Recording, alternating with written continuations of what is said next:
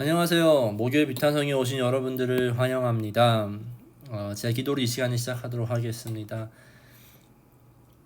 하나님, 우리가 오늘도 주님 말씀을 빌 수 있음에 참 감사를 드립니다. 오늘 말씀을 통하여서 우리에게 말씀을 하여 주시고 우리가 그 말씀을 잘 알아들을 수 있게 내 안에 계신 성령님께서 인도하여 주시옵소서. 이 모든 말씀 예수님의 이름으로 기도드렸습니다. 아멘.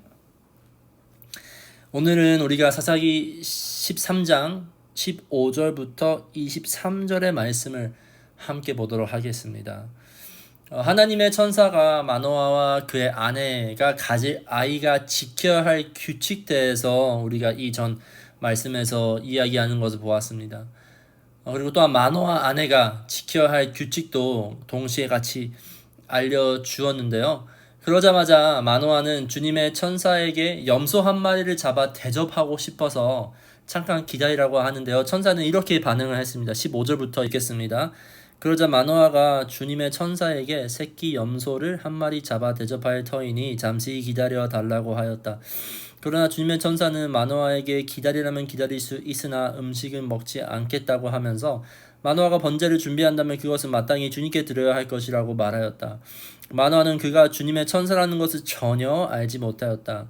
그래서 마노아가 또 주님의 천사에게 이름만이라도 알려주면 말을 한 바가 이루어질 때에 그에게 그 영광을 돌리고 싶다고 말하였다. 네, 여기까지 우리가 읽도록 하겠습니다. 마노아가 주님의 천사에게 이렇게 대접을 하고 싶다고 하니 주님의 천사는 그가 기다릴 수는 있지만 그 음식을 먹지 않겠다고 거절을 합니다. 우리가 이 장면을 보면서 매우 좀 비슷한 장면을 우리가 이전에 봤는데요. 그것은 입다가 하나님의 천사에게 제물을 바치고 싶을 때의 장면이랑 매우 비슷합니다. 이 두 이야기에 동일하게 우리가 느끼는 것은 인간은 하나님의 무조건적인 선함 그리고 하나님의 무조건적인 사랑을 그냥 받아들이기 매우 어려워하는 존재라는 것을 우리가 또 이번에 다시 리마인드가 됩니다. 입다가 누구한테 영향을 받았다 했죠?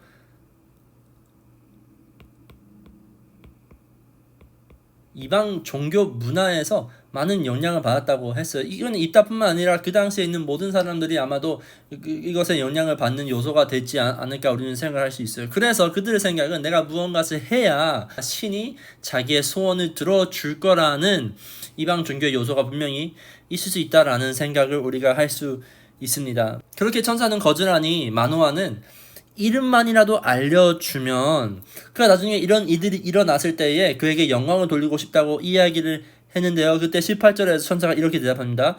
그러나 주님의 천사는 어찌하여 그렇게 자기의 이름을 묻냐고 나무라면서 자기의 이름은 비밀이라고 하였다. 아멘.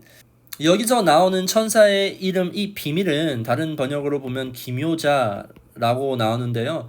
기묘자로 번역된 이 히브리어 단어를 보면 펠리라는 단어입니다. 펠리라는 단어는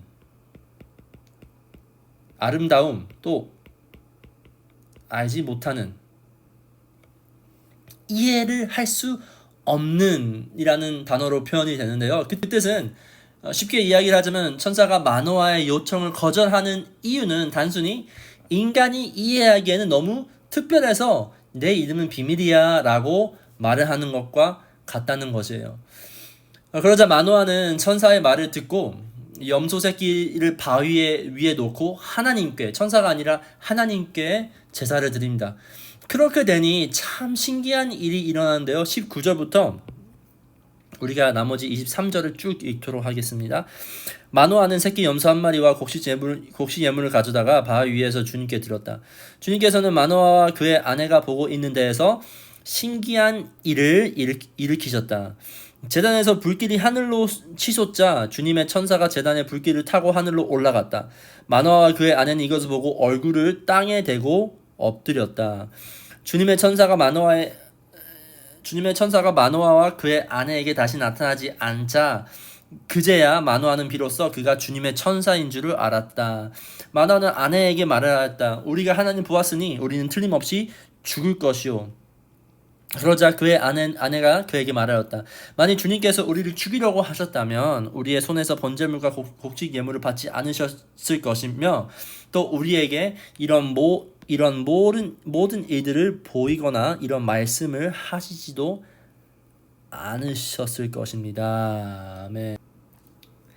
마노아와 그의 아내는 그가 이제 가질 아이의 상과 이를 위한 규칙이 무엇인지를 알기 원했습니다. 우리가 12절에서 보았었죠. 하지만 하나님께서는 마노아에게 하나님이 누구이신지 계시하셨어요.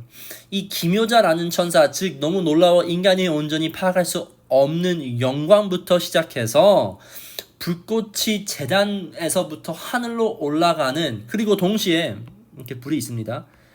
이게 연기 올라면 동시에 천사가 거기에 휩싸여 올라가는 것을 보면서 결국 그들은 어떻게 됐어요? 그와 그의 아내는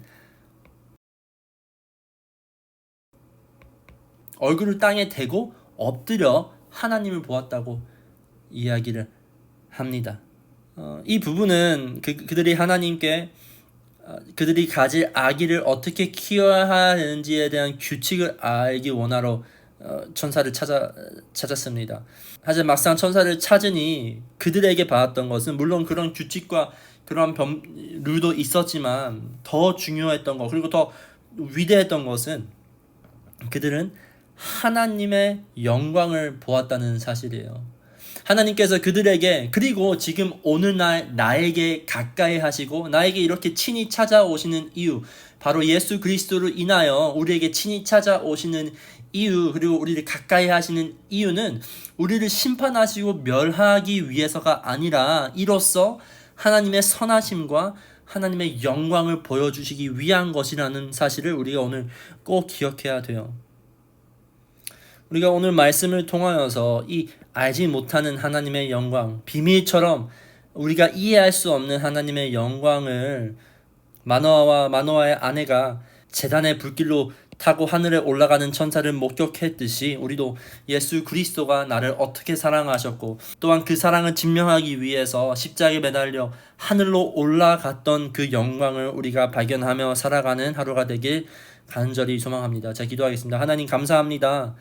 우리가 오늘도 살아가면서 주님께서 우리를 찾아와 주시고 우리가 하나님을 온전히 이해하고 알 수는 없지만 예수 그리스도를 통하여서 하나님의 사랑을 잘 알 수 있게 길을 만드신 하나님을 찬양하며 나아가기 원합니다. 우리에게 예수 그리스도를 십자가에 향한 감격을 다시 한번 회복시켜 주시고 오늘 말씀을 통하여서 그 놀라운 일이 내 인생의 사실로 내가 받아들일 수 있는, 그래서 내가 하나님 앞에 엎드려 절을 하며 주님께 예배를 드릴 수 있는 내가 될 수 있게 주님께서 인도하여 주시옵소서. 이 모든 말씀 살아계신 예수님의 이름으로 기도드렸습니다. 아멘.